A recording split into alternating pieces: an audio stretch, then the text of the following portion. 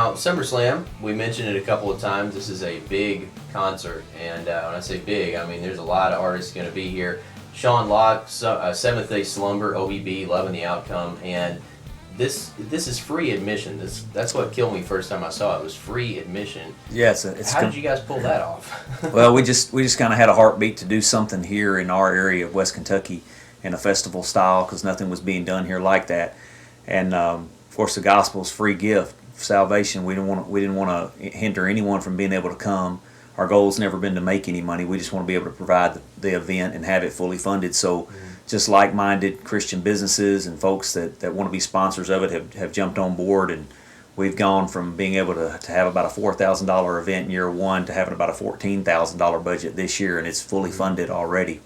So we're thankful for the folks that have partnered with us. Obviously, we need more to help it grow and get bigger, but we expect a couple thousand people to come out and be a part of it. So God's blessed it. We're just walking along in obedience, following it, watching the work. Yeah, well, that's outstanding. We're going to get a little bit more into how God has put this whole thing together, because you guys were telling me a little bit about that a few minutes ago before we came on the air. Just kind of the evolution, I guess, of SummerSlam over the years. So we're going to talk about that in a few minutes, too. If you've got any questions for these guys, you can tweet me at TT Morning Show. You can also call in 270-437-4369. Sure, they'd love to answer them.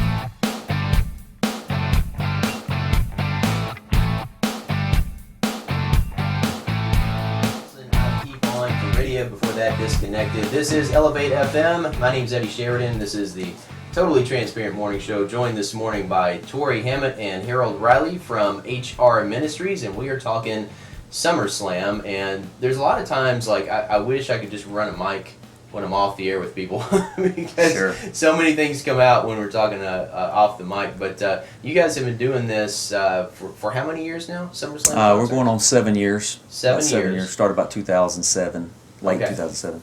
And back in 2007, I mean, what got the first SummerSlam started? We were. I had been at a Rock the River tour with Franklin Graham in St. Louis under the Arch, and saw Lecrae there among other people, and came back and talked to Harold and just said, we don't have anything like this in West Kentucky. We need to, it's a avenue to get the gospel out to folks that might not come sit in our churches with us. So, and I love music. I always just grew up loving music. So Harold said, take off, see what God does with it. So just started doing some checking, didn't know how you went about getting artists, and found out that you can talk with these agencies that push these guys, and ended up getting Lecrae, Mike's Chair, Show Baraka, and After Edmund for $3,500 in 2007, which is incredible because you can't get Lecrae for anything close to that now. No.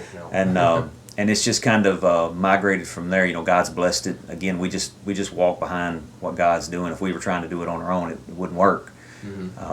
And we've, like I say, we've had folks that partner alongside us, but Lecrae and them were the first concert, and then we've taken off each year.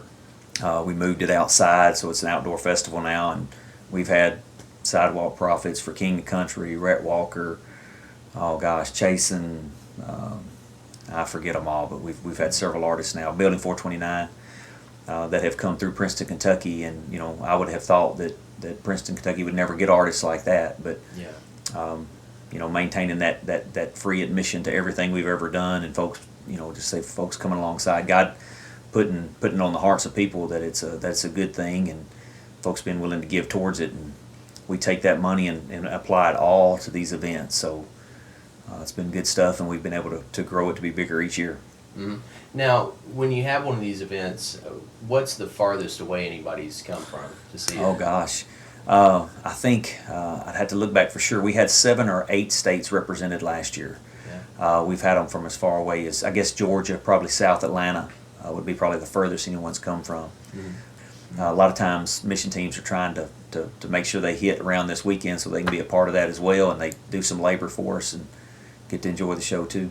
Yeah, I think one of the neatest things about going to some of the concerts that we have here at Elevate is the shows are great, but it's getting to see the hearts of the artists that come out. And I know we were kind of talking off the air about some things that had happened, but are there any, and not to put down any other artists that have been there, but are there any artists in particular that stand out to you when you met them that you thought, wow, these guys are for real? Yeah, I mean, there's been several that I just don't feel like they do this everywhere they go, because some of them share their heart with us about how their presentation is that day from treatment from everywhere. But we've had folks that come back and spend extra time just sitting with us and hanging out, before they get on their bus to leave, talking about how well they felt like they were treated and just appreciate the hospitality. And then for King and Country specifically, they had their father with them who was doing road manager for them, but he was really intrigued with what the ministry was about, HR Ministries, and who we were trying to reach, and that we were bringing something like this to Princeton, Kentucky, and that it was free. And they came back and gave 2 years in a row their 10% on their merchandise sales, which is about $600 each time that they've donated back, because they wanted to be a part. And that's just completely unexpected. Yeah, and, they didn't have to do that. What I'm thinking, for people that don't know, like at these concerts, and I just found this out recently, was when an artist has a merchandise table set up like that, that's pretty much the money they get to keep. That doesn't go to the promoters or anything else. That's right, where they make a lot. So that says a whole lot about them. Sure it does. Sure they does. did that. And a lot of them have come for, you work through those promoters, and they're hired to help get the greatest amount of money that they can for booking them, and then they get a cut of that.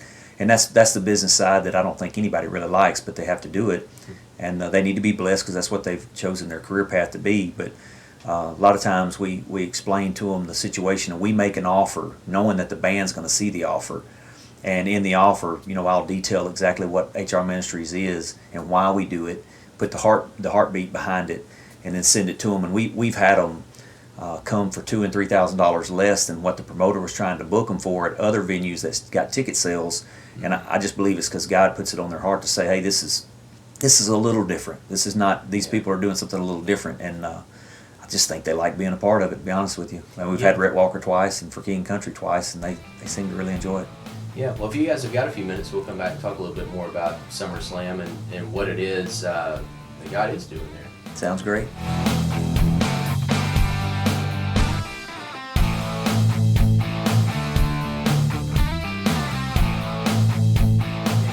Cole here on listener-supported Christian radio, Elevate FM. It is 9:03, and we've got Torey Hammett and Harold Riley from HR Ministries in the studio with us today, and we're talking about SummerSlam 2015. And I'm one of those guys, I can get caught up in little details and talk to you about how the thing is catered and everything else that nobody cares about. But I need to get back to the actual concert itself. This is going to be at 4 p.m. July 25th on the Caldwell Butler lawn in Princeton. And we were just talking off the air here about rain and the elements and all that, but you guys have got a backup plan just in case it does rain that day. Yeah, we have the Caldwell Butler Gym, which is on the same grounds as the lawn. So if weather was to be a problem, we pray it won't be, but we'll move into the gymnasium and be able to handle the entire show, so we won't miss anything. Mm-hmm. Now, the actual outdoor part of this, you guys have got a lot more stuff going on than just the concert, right? Yeah, we have inflatables that'll be there that day for the kids, and we'll open them up, probably around 3 o'clock in the afternoon. We'll say things are going to start around 4. That'll give us a little cushion. So 4:15, 4:30, we'll strike the first band of OB. That'll be OBB. Will be our first artist. Mm-hmm. There's concessions there, so we'll start off with OBB.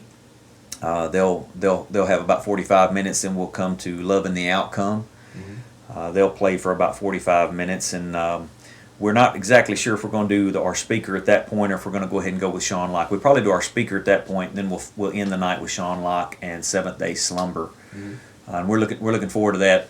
Brother Harold can mention a little bit about Randy Hogue, but testimony of Seventh Day Slumber, folks are going to want to hang around and be sure and hear that.